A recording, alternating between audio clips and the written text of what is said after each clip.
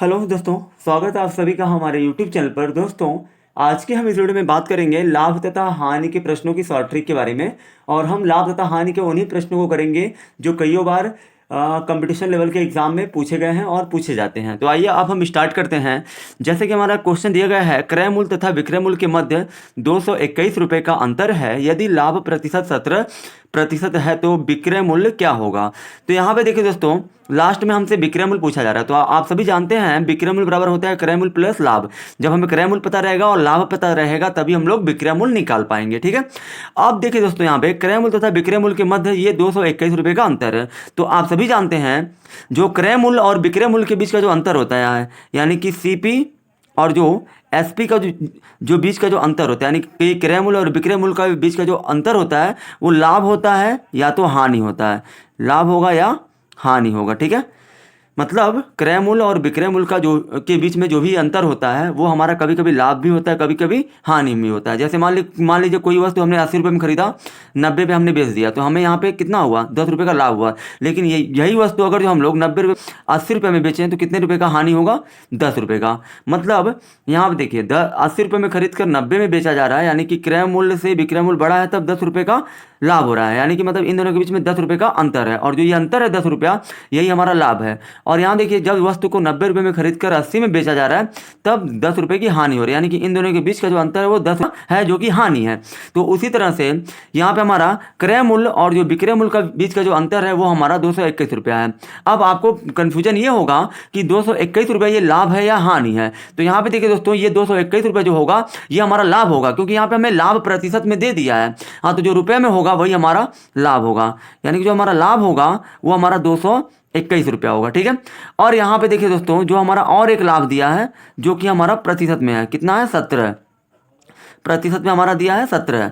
अब देखिए दोस्तों, हमें लाभ रुपए में पता है 221 रुपया और लाभ पता है 17%। तो हमें विक्रय मूल्य निकालने के लिए क्रय मूल्य प्लस लाभ चाहिए। तो क्रय मूल्य तो हमको पता नहीं है, हाँ, लेकिन लाभ पता है 221 रुपया।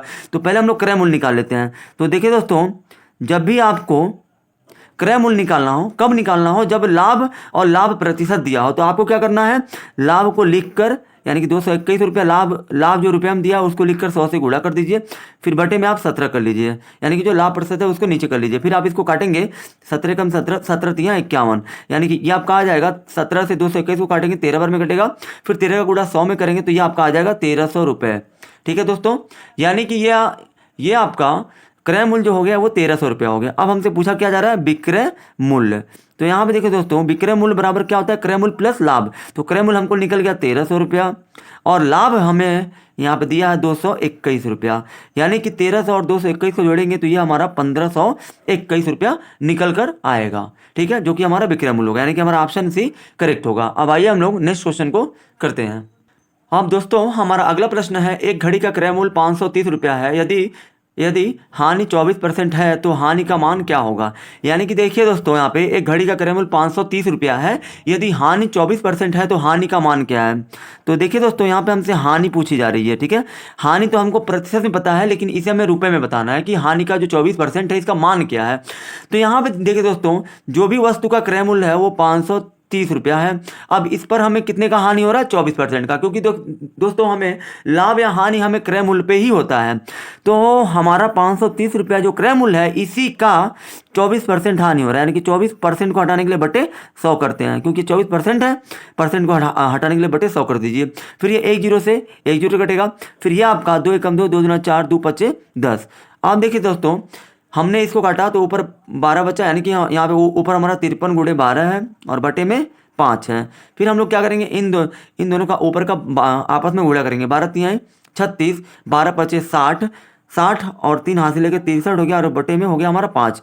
अब 5 से हम लोग इसमें भाग देंगे, 5 एकम 5, 5 दूना 10, 5 सत्ते 35 और 5 दूना 10, यानी कि 127.2 रुपया ये हमारा हानि का मान होगा, यानी कि हमारा ऑप्शन ए करेक्ट होगा। दोस्तों, हमारा अगला प्रश्न है, एक कंपनी ने 40,000 में एक मशीन खरीदी और 10,000 रुपये उसकी मरम्मत पर खर्च किए। कुछ समय बाद मशीन को 45,000 में बेच दिया गया कि कितनी छूट की पेशकश की गई। यानी कि देखिए दोस्तों, एक मशीन है जिसे 40,000 में खरीदा गया, यानी कि सीपी हमारा जो हो जाएगा 40,000 में खरीदा गया, फिर देखिए दोस्तों, अगर हम किसी चीज़ को खरीद कर उस पर खर्च करते हैं तो वही हमारा टोटल क्रय मूल्य हो जाता है, यानी कि हमारा कॉस्ट प्राइस हो जाता है। कॉस्ट प्राइस का मतलब होता है क्रय मूल्य, यानी कि 40,000 में खरीदा गया और 10,000 खर्चा किया गया, यानी कि टोटल हमारा जो खर्च है वो हमारा हो गया 50,000 रुपया। ठीक है, 50,000 हमारा खर्च हुआ। फिर इसको सेल कर दिया गया, यानी कि SP, यानी कि इसको बेच दिया गया। कितना दिया दोस्तों? 45,000, यानी कि 45,000 में इसे बेच दिया गया। तो यहाँ देखिए दोस्तों, इसमें छूट कितने की दी गई, यानी कि छूट हमारा दिया गया है टोटल। अब देखिए दोस्तों, कोई चीज़ हमें कास्ट प्राइस, कास्ट का मतलब हमने खरीदा टोटल 50,000 में, बेचा हमने 45,000 में, तो टोटल हमें छूट हमने कितना दिया? 5,000 रुपये का। यानी कि मतलब कोई वस्तु को टोटल खरीद कर और टोटल खर्चा हमारा आ गया 50,000, फिर हमने उसे 45,000 में बेच दिया, तो हमने कितना छूट देकर बेचा? 5,000 रुपया। अब ये 5,000 कितने पैसे की छूट गई है? देखिए दोस्तों, ये जो हमारा आंसर है वो हमारा प्रतिशत में दिया है, तो इसलिए हमें इस छूट हमारा 5,000 रुपया जो है, इसको हमें प्रतिशत में बताना है। तो हमें इस छूट को प्रतिशत में बदलने के लिए छूट को ऊपर लिखेंगे, फिर बटे में जो इसका क्रय मूल्य है, क्रय मूल्य टोटल कितना है? 5,000। क्योंकि देखिए दोस्तों, जो छूट हम दे रहे हैं वो हम क्रय मूल्य पे ही दे रहे हैं, इसलिए नीचे क्रय मूल्य रहेगा, और इसको हमको प्रतिशत में बताना है, इसलिए 100 से गुणा कर देंगे। फिर आप देखिए 10 से 10, 10 से 10, 10 से 10, सॉरी, ये 10 से 10 कटेगा। ठीक है, 30 से 30 कटा, और ये 10 से 10, फिर देखिए 5 से 5 कटा, यानी कि टोटल ये हमारा 10 बचा है, यानी कि 10% का टोटल छूट दिया गया, यानी कि हमारा ऑप्शन C करेक्ट होगा। अब आइए हम लोग नेक्स्ट क्वेश्चन को करते हैं। दोस्तों, हमारा अगला प्रश्न है, एक वस्तु को 144 रुपये में बेचने पर दुकानदार को 28% की हानि होती है। हानि को कम करके 14% तक लाने के लिए विक्रय मूल्य क्या होना चाहिए? यानी कि दोस्तों, हमसे विक्रय मूल्य पूछा जा रहा है, और विक्रय मूल्य हमसे उस कंडीशन में पूछा जा रहा है कि मतलब किसी वस्तु को 144 में बेचा जा रहा है तो 28% का हानि हो रहा है। अब कह रहा है कि 28% से कम करके अगर जो हम लोग 14% तक हानि को ला दें तब इसे कितने में बेचा जाना चाहिए। ठीक है, यानी कि इसका विक्रय मूल्य पूछा जा रहा है, तब पूछा जा रहा है जब इसकी हानि को 28 से घटाकर 14% हम लोग ला देंगे तब। तो देखिए दोस्तों, जब भी आपसे इस प्रकार का प्रश्न पूछे तो आपको क्या करना है, जो भी विक्रय मूल्य दिया है, जितने में बेचा जा रहा है, उसको आपको लिख लेना है।